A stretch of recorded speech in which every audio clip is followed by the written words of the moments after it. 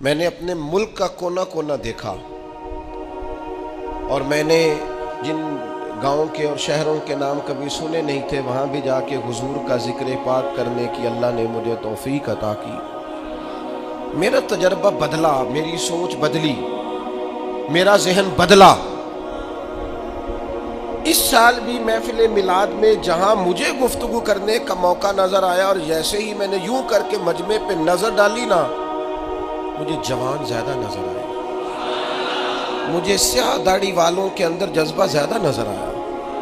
مجھے ان کی جوان آنکھیں حضور کی محبت میں بھیگی ہوئی دکھائی دی، مجھے ان کے چہروں پر جب حضور کا نام آتا ہے تو ملت کے جوان کے چہرے پر ایک عجیب توانائی، ایک عجیب سا جذبہ، اور ان کی آنکھوں میں خوبصورتی کا ایک میں نے عجیب سا رنگ دیکھا، اور میں یہ سمجھ گیا کہ یار نہیں، یہ تو نہیں نہ ہو سکتا کہ یہ سوتا کبھی خشک ہو جائے۔ بہت پرانا میں نے کسی صوفی کا شعر پڑھا تھا، مجھے پسند بھی بڑا تھا، اور وہ میں نے اپنی زندگی میں جب جب اس کو اپنی زبان سے ادا کیا وہ میرے دل میں گھر کرتا چلا گیا۔ لیکن اب میں صرف اپنے لیے نہیں کہہ رہا، اب میں ان سب جوانوں کے لیے کہہ رہا ہوں جو حضور کی محفل میلاد میں آتے ہیں اور حضور کے نام کا نعرہ الاپتے ہیں اور محبوب کی محبت کا ترانہ کہتے ہیں اور حضور کی نعت پر ان کا وجود ہلتا، حرکت کرتا اور جھومتا ہے۔ ان سب کے لیے کہہ رہا ہوں کہ عشق لگا سی کھیڈاں کھیڑ دینوں، عشق لگا سی ایویں کھیڈاں کھیڑ دینوں تے کھیڈاں کھیڑ دینوں تے پھر مینوں نہ او کھیڈاں بھُل گئیاں،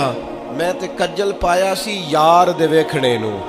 پھر او دی یاد وچ روندیاں ہی ڈول گئیاں۔ حیدر شاہ اس گلی کدے نہ رول دی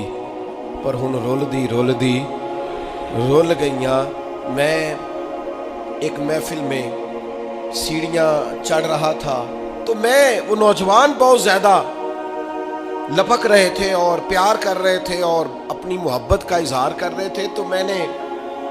اپنے دوستوں کو دیکھا ان کو سنبھالتے ہوئے اور محفل کا نظم قائم کرتے ہوئے۔ تو ایک بزرگ عالم دین جیسے ہی میں اس اسٹیج کی سیڑھیاں چڑھ گیا تو انہوں نے مجھے سینے سے لگایا اور پھر وہ میرے کان میں کہنے لگے، یہ جو نوجوان نسل آتی ہے نا حضور کا ذکر سننے، یہ بے موسمہ پھل ہے، بے موسمہ، کہنے لگے یہ بے موسمہ پھل ہے، اور فرمانے لگے یہ جو بے موسمہ پھل ہوتا بڑا قیمتی ہے،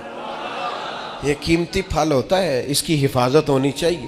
ان کے جذبات کو خوبصورت رستہ دینا چاہیے، ان لوگوں کے لیے ہمیں اچھی راہوں کا تعین کرنا چاہیے، ان کو خوبصورت، ٹھنڈا، پروقار اور وزادار ماحول ہمیں فراہم کرنا